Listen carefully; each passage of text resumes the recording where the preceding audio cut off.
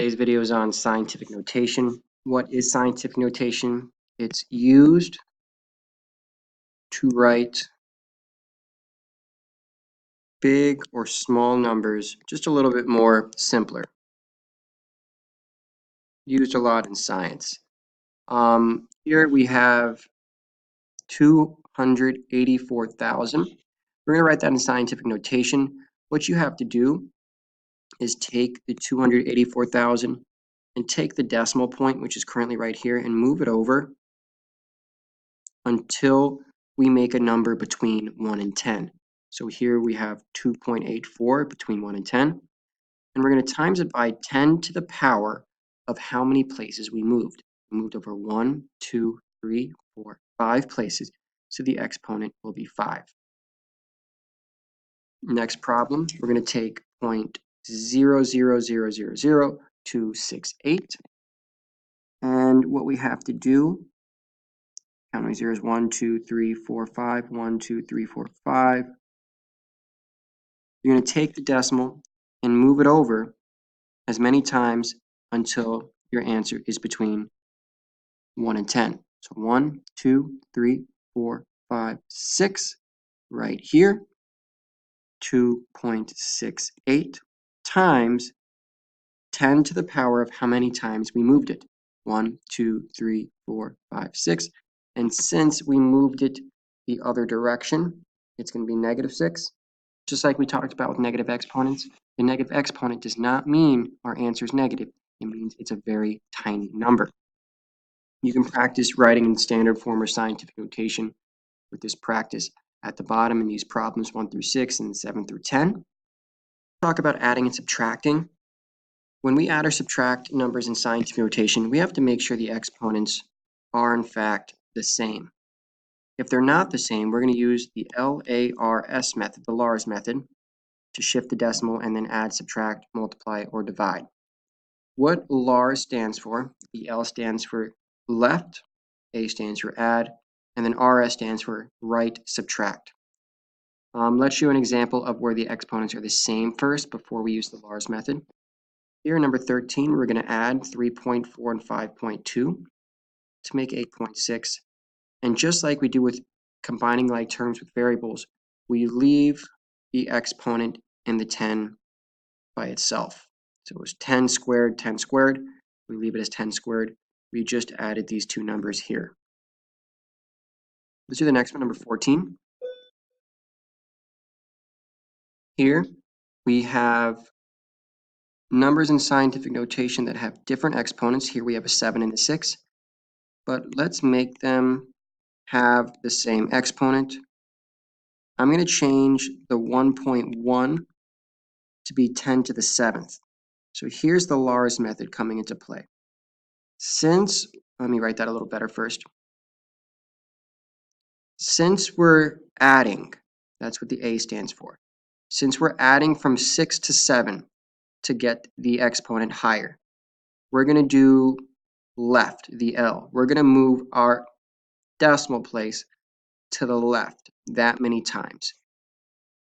To recap, if we raise the exponent by 1, so if we're adding to the exponent, we move the decimal place left that many places. So if we had to add 2 to the exponent, we move the exponent 2 places.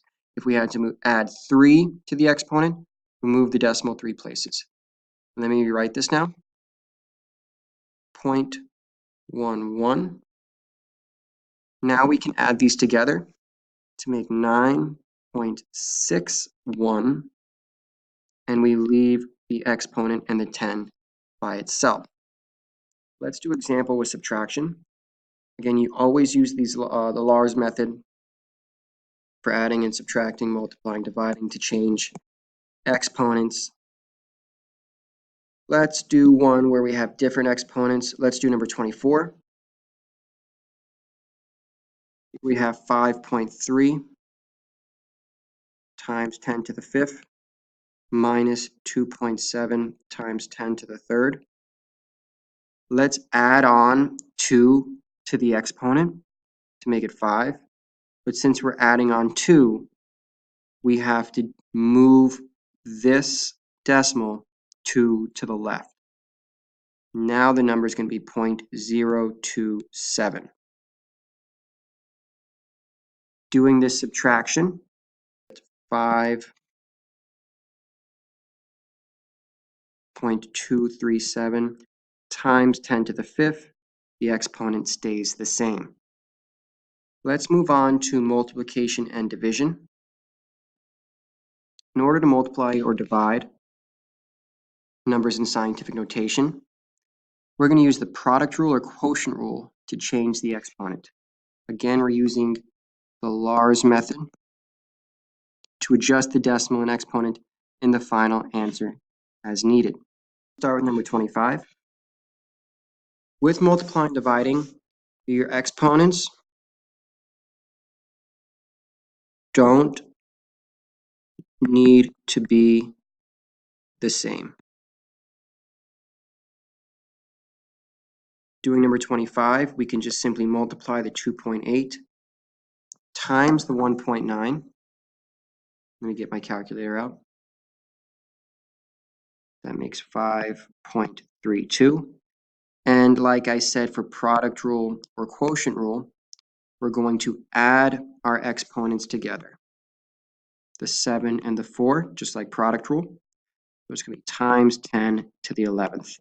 Here, this is our final answer because this beginning number is between 1 and 10, so you are good. Let's do number 27. Let's multiply these two numbers here and here. 3.4 times 8.5. That makes 28.9 times 10 raised to the, and let's add our exponents. Let's add -2 and 6 to make 10 to the 4th power. But we're not done yet because this number in front has to be between 1 and 10. So this is going to move this decimal place over here to 2.89. And since we move the decimal place to the left, that means we're going to add on to the exponent. Move the decimal place over one time. So let's add 1 to the exponent to make it into a 5. Again, that's using the Lars method. Moving the decimal left, you add, but if you move the decimal to the right, you subtract. Let's do one where we see division. Let's do number 31. Division is quotient rule. So let's divide the 1.2 by the 5. Here we get 0.24 times 10 raised to the, and for the exponents, the -5 and the -6. Quotient rule says we subtract, so be careful with the negatives. -5 minus -6 is just like adding to make 1. So this is going to end up as 10 to the 1st power. Not done yet. Your final answer needs to have that beginning number between 1 and 10.